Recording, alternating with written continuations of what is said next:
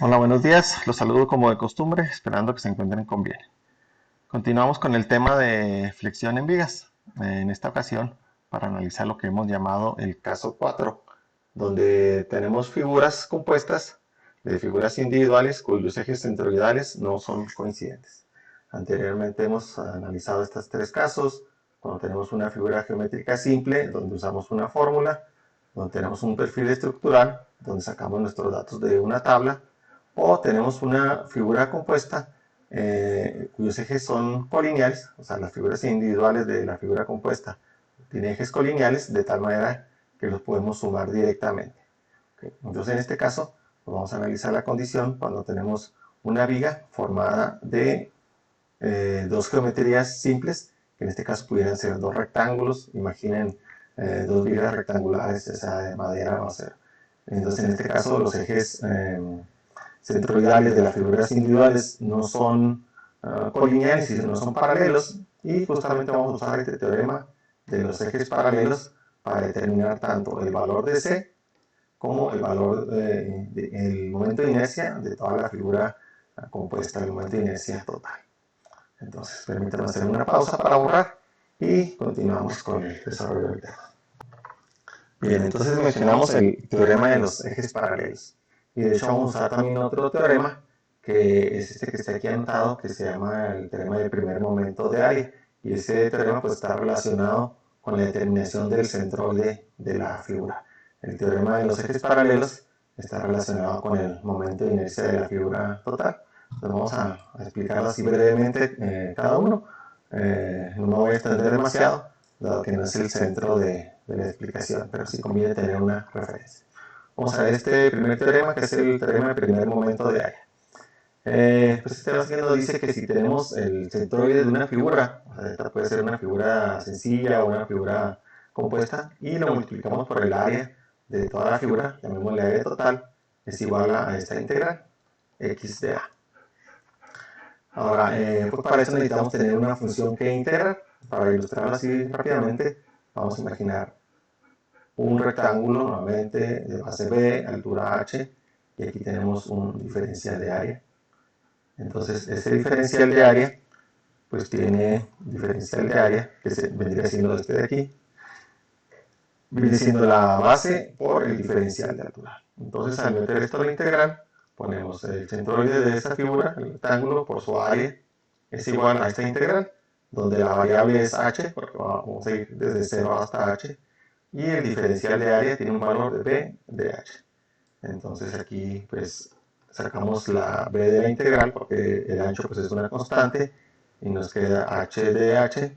Entonces al hacer la integración nos queda b, h cuadrada sobre 2, y aquí nos queda x por a. Y el área pues es base por altura, en este caso particular. Entonces despejamos x testada, que es el centroide de la figura, pues aquí nos queda b con b se va, h con h, y nos queda h sobre 2. O dicho de otra manera, de acuerdo aquí a este teorema, el centroide de este rectángulo con respecto al eje x es h sobre 2, lo cual de alguna manera pues era un resultado totalmente esperado e intuitivo, solo para que vean que el teorema tiene sentido. Ahora, ¿qué es lo que pasa en nuestro caso en particular, dado que aquí no tenemos funciones que integrar? Aquí realmente ya lo que vamos a hacer es una aplicación de valores discretos. Entonces, en lugar de tener integral, pues tenemos una sumatoria.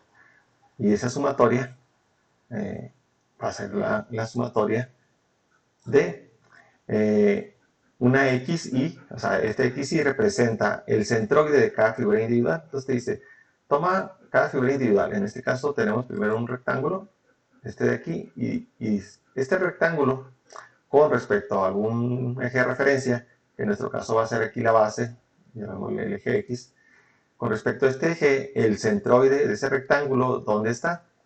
Y está en 4.25, ¿por qué? Porque son 4 pulgadas, vamos a acercarlo un poquito más, 4 pulgadas y la mitad de 0.5, entonces está en 4.25 con respecto a la base. Y el área I, el área de esa figura pues es 4 por 0.5 y son 2. Entonces tomas esos dos valores, los multiplicas y aquí te dan A por I. Entonces ahora tomas en la siguiente figura, que es nuevamente un rectángulo, solo que ahora vertical y con otras dimensiones, y su centroide del rectángulo individual pues está a la mitad de 4, está en 2, el área de ese rectángulo es 4 por 1, 4, entonces multiplicas estos valores A por I y te da 8. Y ya que tienes todos los valores individuales, que en este caso son solo 2, los sumas. Aquí está la sumatoria de los sumas, y aquí me da 16.5. Y si lo ponemos aquí en la integral, x por a, y aquí tengo mi sumatoria de x y. Entonces, para obtener el centroide, pues simplemente el área, que es el área total, pasa dividiendo. Entonces ya el área total la tengo acá de este lado porque sumé las dos áreas, 4 y 2 son 6. Hago simplemente la división y aquí está el centroide. Entonces, para esta figura en particular, el centroide está a una distancia de 2.75 de la base. De hecho, este es el valor de C, 2.75 son pulgadas de la base. Porque si ven del otro lado, tenemos en total 4.5 en la figura, menos 2.75. Del otro lado me quedan 1.75. Entonces el valor mayor del eje centroidal a un extremo, para este caso es C. Y este ya es mi eje centroidal. El eje centroidal pasa por esta línea. Entonces, esto ya nos permite usar el teorema de los ejes paralelos, porque aquí lo que vamos a hacer es lo siguiente. Antes de explicarles el teorema de los ejes paralelos, les planteo a dónde vamos. Aquí lo que estamos haciendo es determinar el eje centroidal de la figura. O sea, tengo esto. Tengo mi figura y ya sé que su eje centroidal está en una línea que está aquí y que está a 2.75 pulgadas de la base. Entonces ahora lo que estoy diciendo, para obtener el momento de inercia de la figura completa, hago lo siguiente. Determino el momento de inercia del primer rectángulo con respecto a un eje, que es este de aquí, el mismo eje centroidal, ya lo tengo identificado. Y luego determino el momento de inercia de la segunda figura, o de todas las que sean, con respecto al mismo eje. Como ahora ya tengo un eje común, que es el centroidal, ahora sí los puedo sumar directamente. Entonces el momento de inercia total es el momento de inercia perdón, de la figura 1 con respecto al eje centroidal. Aquí es más bien un 1, este es 1, más el momento de inercia de la segunda figura con respecto a su eje centroidal de la figura completa. ¿Ok? Entonces, justamente para eso necesitamos el teorema de los ejes paralelos. Y nuevamente permítanme una pausa para borrar y proseguir. En cuanto al teorema de los ejes paralelos, nos dice lo siguiente. Si tú deseas, nuevamente voy a tomar la figura pues más sencilla de explicar, este rectángulo que seguimos usando. Si tú tienes una figura, en este caso un rectángulo, base B, altura H, y tú deseas calcular el momento de inercia con respecto a un eje que no es el centroidal, digamos, en este caso voy a tomar la base y le voy a llamar X. Entonces tú deseas calcular el momento de inercia con respecto a un eje que no es el centroidal, haces lo siguiente. Tomas el momento de inercia de esa figura con respecto al eje centroidal, o sea, IC, y le sumas un término que se compone del área de la figura por una distancia al cuadrado.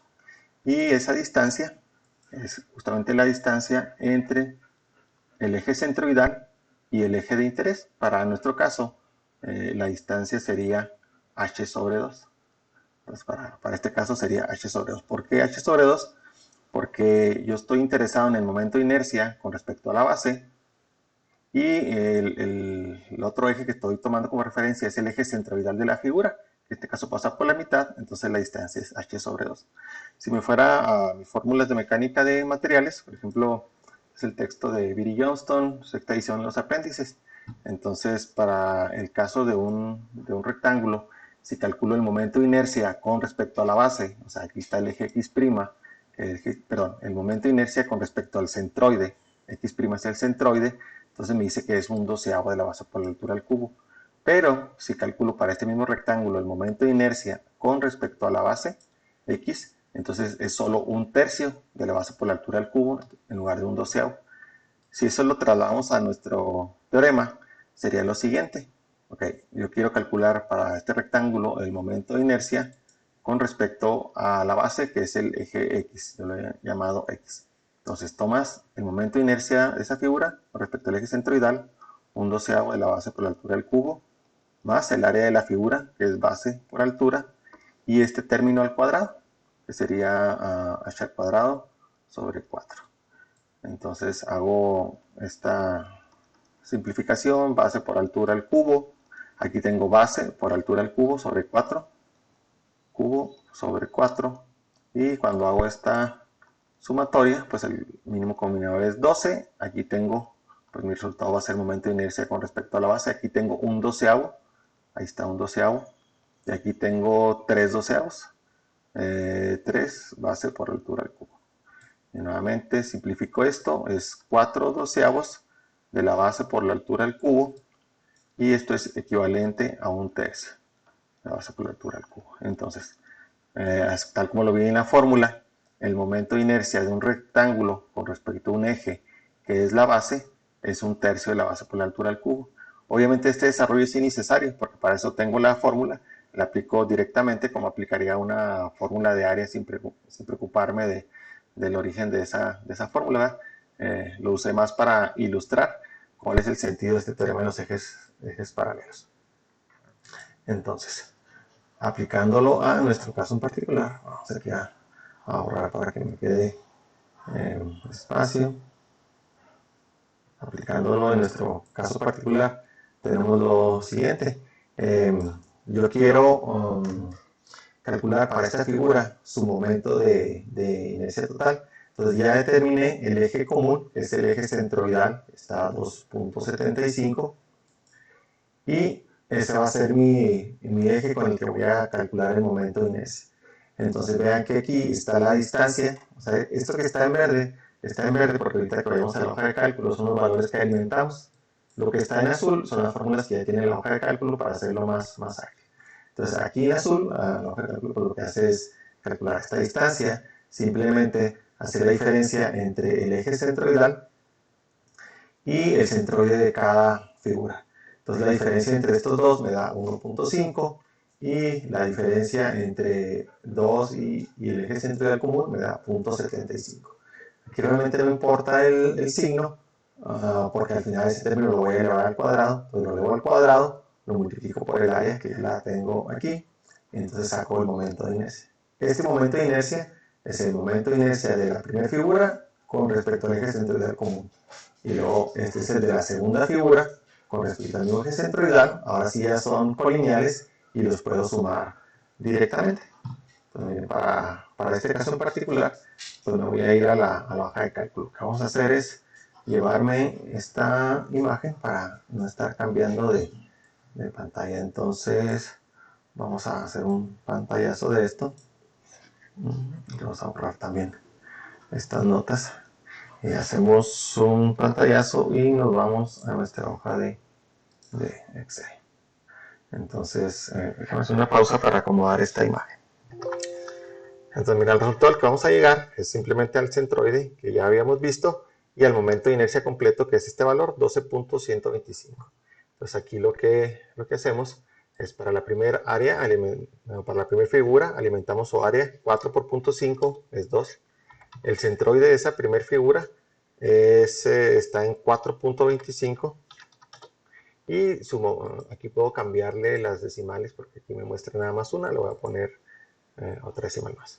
Y el momento de inercia de ese rectángulo sería un doceavo de la base, que es 4 por 0.5 al cubo, y me da 0.04166. Nuevamente, aquí por los decimales no me está mostrando todo, pero para que me los despliegue con este icono.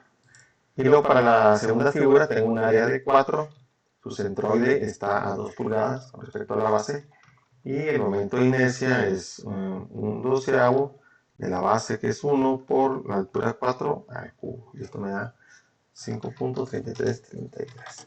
Igual si quiero puedo tomar este formato, copiar formato y ya me lo pone aquí.